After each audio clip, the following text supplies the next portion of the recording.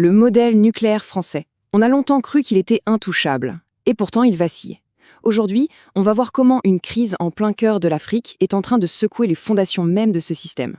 Cette phrase, elle est percutante. Non, elle pose le décor direct. L'enjeu est limpide. La relation, disons, très particulière entre la France et le Niger pour l'uranium, eh bien, elle vient d'exploser. Et ça change absolument tout. Il faut se souvenir du récit qu'on a entendu pendant des décennies. C'était simple, c'était puissant. La France, avec son parc nucléaire géant, c'était une sorte de forteresse énergétique. On pouvait subvenir à nos propres besoins et même vendre de l'électricité aux voisins.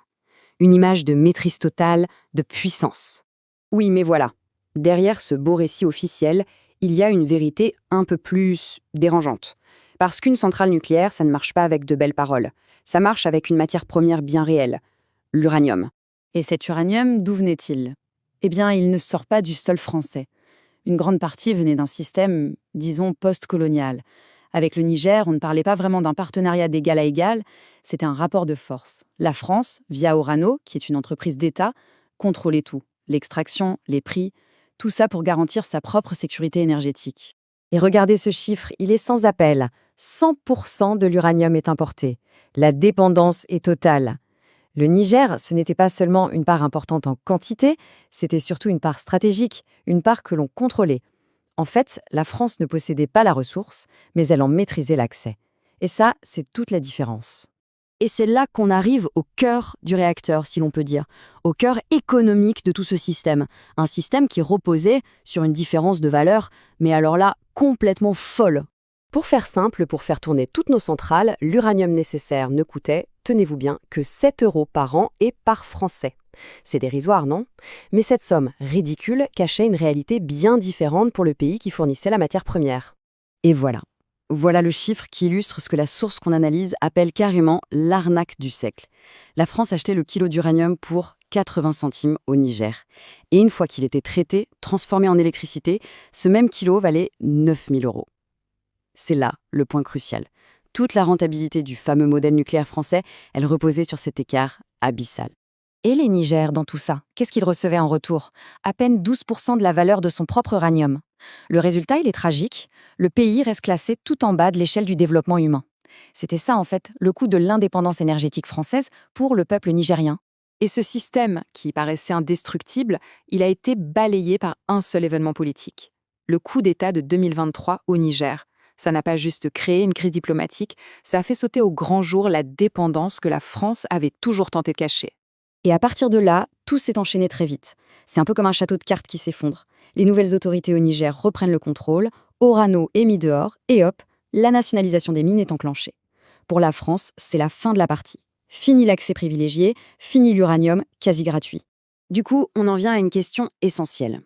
Si, comme le discours officiel a longtemps voulu nous le faire croire, le Niger n'était qu'un fournisseur parmi d'autres, pourquoi est-ce que ça a créé une telle panique, une telle tension diplomatique? La réponse est simple. Le vrai sujet, ça n'a jamais été la quantité. C'était le prix, la sécurité de l'approvisionnement et surtout le contrôle stratégique. Alors, quelles sont les conséquences maintenant? Il faut bien regarder la nouvelle donne pour la France, qui doit désormais jouer dans un monde où ses anciens privilèges n'existent plus.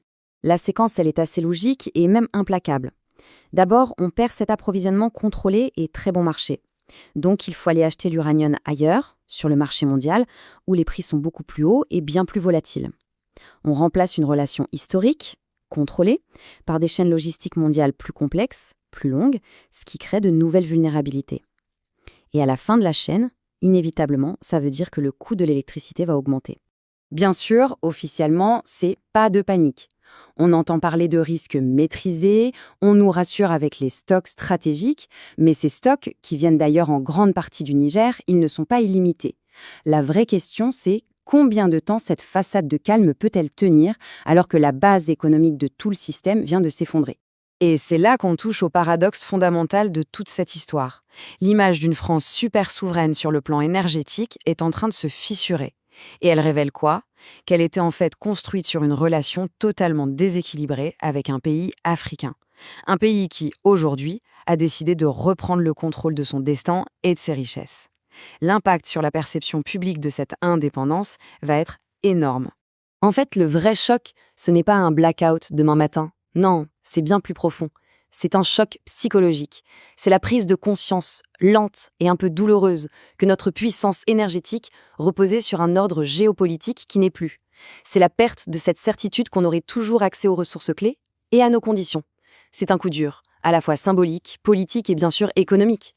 On termine donc avec cette question qui finalement résume tout.